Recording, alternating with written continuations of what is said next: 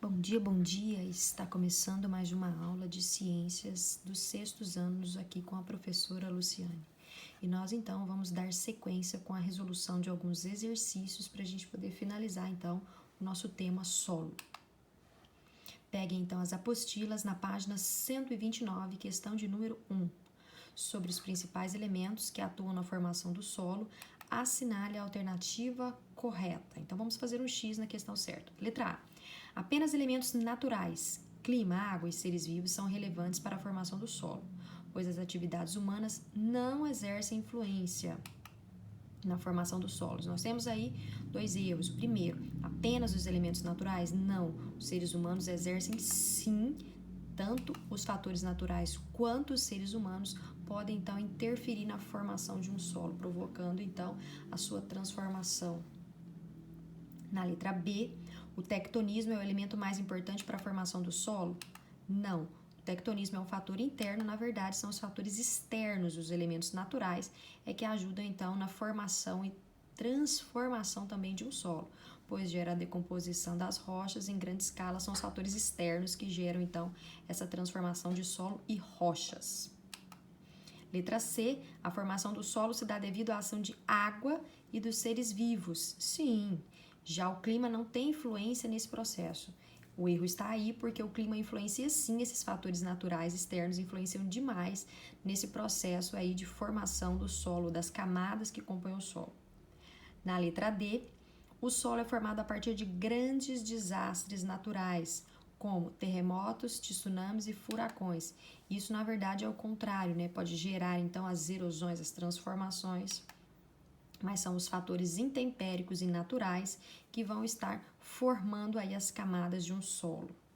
Então, sobrou para a gente marcar a letra E, a alternativa correta. Os principais elementos que interagem entre si na formação do solo são esses elementos naturais, como o clima, o relevo, a água, tanto os seres vivos e nós, o fator antrópico, o ser humano, também influi aí na formação do solo.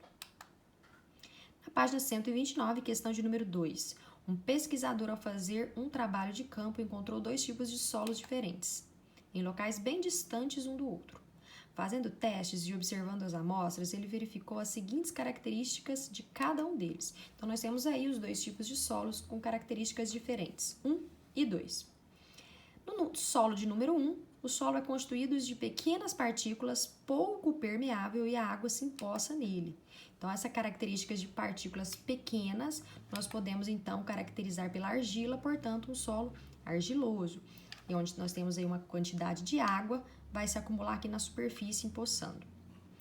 Número 2, este solo é pouco compacto e deixa a água passar facilmente para as camadas mais profundas, ou seja, a permeabilidade é alta, a água tem facilidade de infiltrar então nessas camadas aí em maior profundidade, pois é muito permeável. Então, neste caso, nós estamos falando de um solo que tem a característica aí de apresentar grãos maiores, areia, portanto, um solo arenoso. Então, esses dois primeiros, nós temos aqui o solo argiloso, onde a água se empoça, e do lado de cá nós temos um solo arenoso aqui, onde a água tem facilidade de infiltração.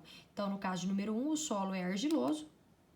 Quais são os dois tipos de solo? E no solo 2, nós temos um solo arenoso. Portanto, nós vamos marcar a letrinha A. 1 para o solo argiloso, com as características de grãos menores, e o 2 argiloso, com facilidade, então, de infiltração na água no solo.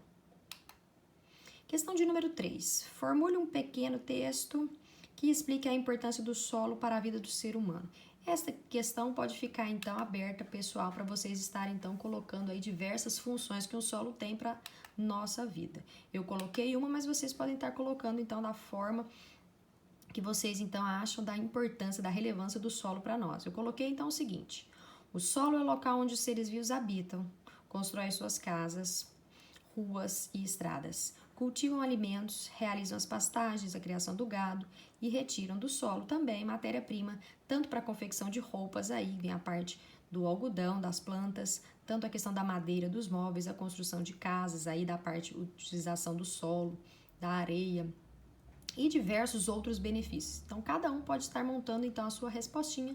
Nós temos então uma sugestão para vocês estarem formulando um textinho como esse que eu fiz agora. na página 129, no exercício 4. Leia as afirmativas a seguir e assinale V para as afirmativas verdadeiras e F para as alternativas falsas. Na letra A, para ser considerado fértil, um solo precisa conter, entre outros componentes, essa parte orgânica, que nós chamamos de humus, o nutriente, né, os nutrientes do solo, e a parte inorgânica, formada então por água, por areia, por argila e também por ar. As frações aí que ficam aí, essa parte inorgânica ocupando aí os poros do solo. Portanto, nós temos aí que essa questão é verdadeira, porque o solo é formado pela parte orgânica e inorgânica, e fértil porque tem que ter os nutrientes aí, o humus, matéria orgânica em decomposição. Verdadeiro. Letra B. Quanto maior a quantidade de argila, mais permeável ao solo, ou seja, mais facilidade tem essa água estar infiltrando no solo. Pelo contrário, quanto mais areia, mais arenoso esse solo, mais facilidade a água tem de infiltrar aí ao longo aí das profundidades. Ele é mais permeável, quanto maior a quantidade de areia. Falso. Letra C. O uso inadequado do solo leva à diminuição na produção dos alimentos. Sim, se nós não soubermos, então, cultivar os alimentos, cuidar do solo, nós vamos ter uma produtividade menor. Nós precisamos devolver os nutrientes aí que nós utilizamos desse solo aí através das plantas. Então, nós fazemos isso através da adubação. Letra D. A criação de gado também pode prejudicar o solo? Pode sim, no caso de uma pastagem excessiva, uma grande quantidade de gado num determinado espaço, pode sim estar prejudicando o solo, provocando até erosão. Letra E, o solo que tem minhocas não é fértil? Falso, é muito fértil, então. Nós temos então a produção aí de humus, riquíssimo em nutrientes, pois elas contaminam com suas fezes, pelo contrário, as fezes aí que fazem parte da formação então do humus, deixam o solo riquíssimo em nutrientes e é excelente para o desenvolvimento das plantas. Portanto, falso. Letra F, quanto maior a quantidade de areia no solo, então o solo mais arenoso, mais encharcado ele fica. Pelo contrário, quanto maior a quantidade de argila, vai formando então essas poças que nós temos aqui, ó, apresentando poças de água após fortes chuvas, por as partículas estarem bastante juntinhas. Então, os grãos que nós falamos, os grãos de argila, então a água tem dificuldade de infiltrar nesse solo, tá? Portanto, não é um solo arenoso, mas sim um solo argiloso, que fica mais encharcado, porque a água tem dificuldade de infiltrar nesse solo. Portanto, letra F, falso. Na página 130, questão de número 5, explique por que o solo encharcado, observado na imagem a seguir, prejudica a sobrevivência de plantas e animais que vivem neste local. Primeiro, tanto a água quanto o ar ocupam os poros do solo. O que são isso? São os espacinhos e aí que tem entre as partículas, então vai ser dividido um solo adequado, e aí vamos colocar aí em metade desses poros ocupados por ar e metade ocupados por água. Neste caso, nós temos uma maior quantidade de água, obviamente a quantidade de ar vai ser reduzida, vai ser menor. Então, nós temos aí que vai prejudicar diversos seres vivos aí que vivem no solo, tá? Tanto as raízes quanto diversos outros insetos, animais de solo, porque vai ter uma quantidade excessiva de água, obviamente vai ter uma quantidade reduzida de oxigênio e esses animais precisam então respirar. Portanto, vão prejudicar sim a respiração e podem sim levar esses seres vivos até a morte. Página 130, exercício de número 6. Um engenheiro agrônomo fez uma análise de 3 diferentes tipos de solos encontrados em uma fazenda. O resultado foi o seguinte, então, ele encontrou o solo 1, 2 e 3. Vamos lá. Analisando as informações, identifique o tipo de partícula que está presente em maior quantidade em cada um dos solos. Nós temos o solo 1, maior quantidade aí de areia, nós consideramos então este solo como arenoso, porque ele pode apresentar 70% ou mais e aí de grãos de areia, ele é arenoso. No solo 2, nós temos aí uma concentração elevada de humus aí com 30%, sendo mais de 10% de humus, eu considero ele como solo umífero. E o terceiro tipo de solo, solo 3, com 60% de argila, nós consideramos então mais de 30%, então lá no 60%, um solo que tem muita argila, um solo argiloso. Então vamos lá, na letra A. Maior quantidade, então, identifique o tipo de partícula que tem maior quantidade de cada um dos solos. O que nós temos em maior quantidade? Aqui nós temos 70 na areia, 15 da argila e 15 de humus. A maior quantidade, então, é de areia. Então, o solo 1, a maior quantidade de areia. No solo 2, a maior quantidade aqui vai ser de argila, com 50, 30 e 20, portanto, a maior quantidade é de argila. E no solo 3, 60, 10 e 30, a maior quantidade também de argila. Letra B, em qual dos solos apresentados a água deve fluir com maior rapidez, ou seja, infiltrar essa água com maior velocidade.